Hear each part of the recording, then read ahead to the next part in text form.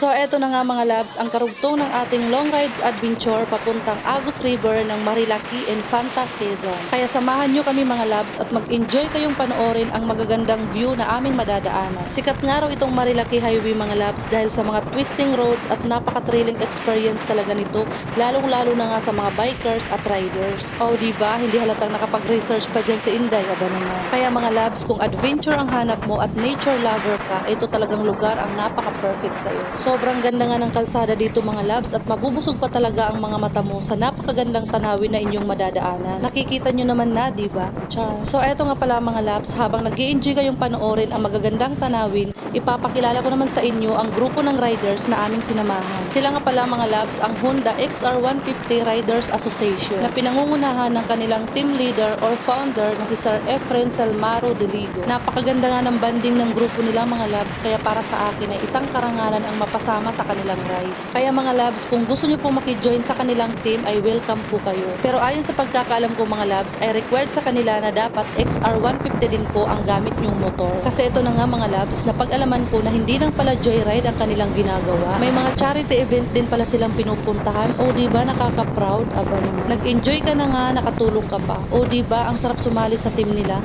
Makabili na nga rin ng Honda XR150. Char.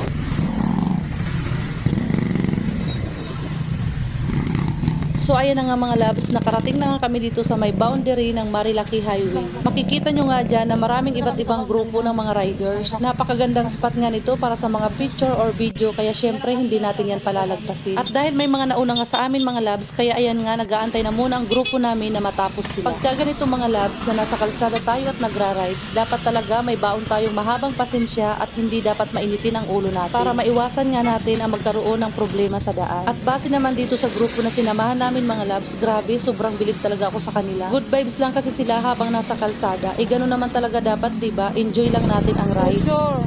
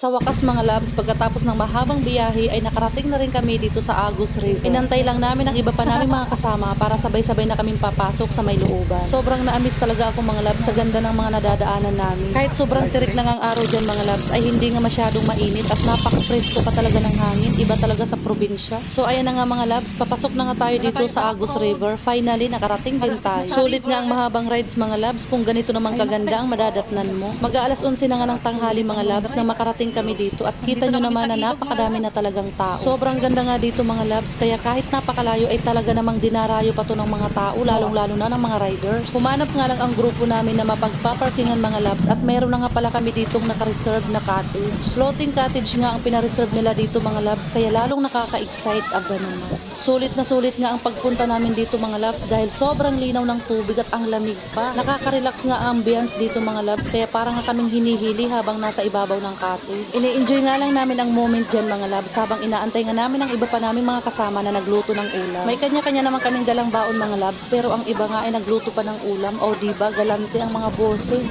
Kung hanap mo nga ay peace of mind mga labs ay sobrang perfect sa'yo ang lugar na to dahil wala nga ditong signal. Lalong-lalo na nga kung may mga utang kang tinatakasan naku po hindi ka nila makukontak.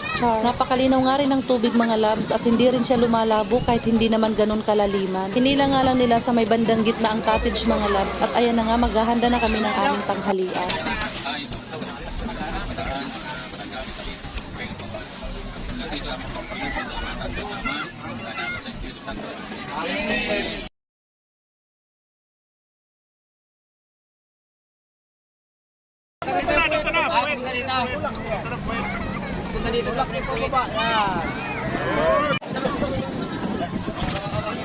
Namangoy ka papunta dito.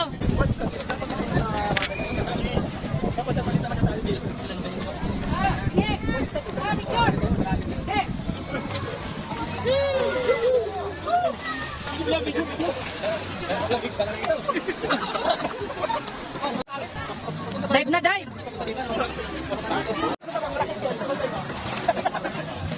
Yun.